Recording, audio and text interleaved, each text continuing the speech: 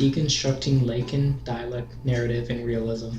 Andreas C. Cameron, Department of Literature. David Perry, Department of Sociology. 1. Realism and Dialect Theory. Narrativity is used in the service of hierarchy, says Batali. Baudrillard uses the term the subcapitalist paradigm of narrative to denote a self-sufficient whole. If one examines dialect theory, one is faced with a choice: either reject that Bourdist situation or conclude that the goal of the poet is deconstruction. But Foucault's essay on dialect theory holds that reality must come from the collective unconscious, given the consciousness is distinct from reality. Sartre uses the term realism to denote not construction, but preconstruction. Therefore, the subject is interpolated into a dialect narrative that includes narrativity as a paradox. Dialect theory states that reality is capable of significance.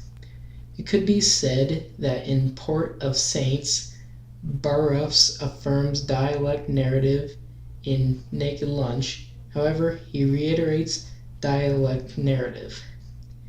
If neo-textual desublimation holds, we have to choose between dialect theory and simultaneous paradigm of context.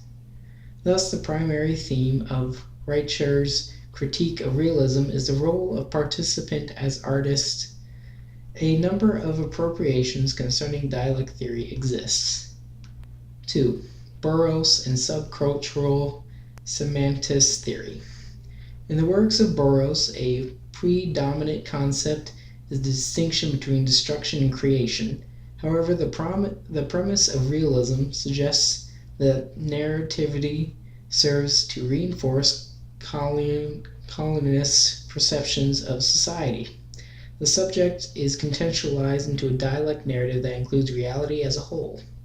Class is part of the futility of narrativity, says Deirdre, but the example of dialect theory is intrinsic to Burroughs' queer emerges again, in the soft machine.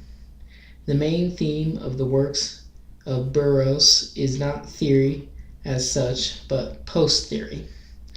In the works of Burroughs, a prominent concept is the concept of neo-dialect sexuality. It could be said that Sargent implies that the works of Burroughs are modernistic. The characteristic theme of Humphrey's essay on the cultural paradigm of discourse is the role of the poet participant. If one examines dialect theory, one is faced with a choice: either accept dialect narrative or conclude that law is fundamentally a legal fiction. But in realism holds, we have to choose between dialect theory and subcapitalist semiotic theory. The subject is interloped into a dialect narrative that includes consciousness as reality. Thus, Loritard suggests that the use of neo-cultural paradigm of narrative to read society.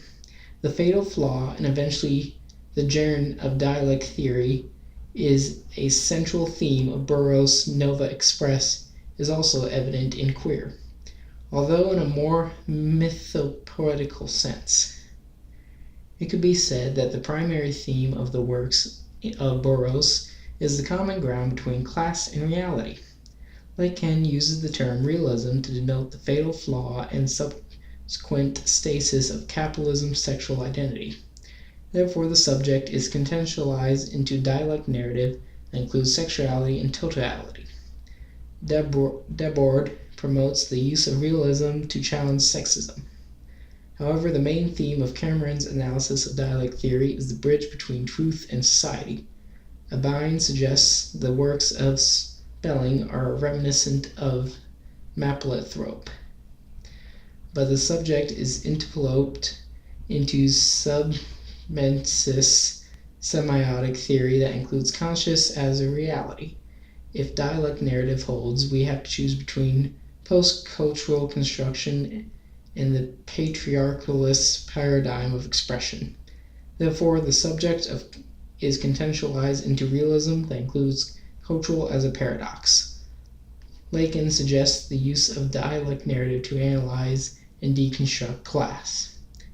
The essay I have just read to you is completely meaningless and was randomly generated by the postmodernism generator.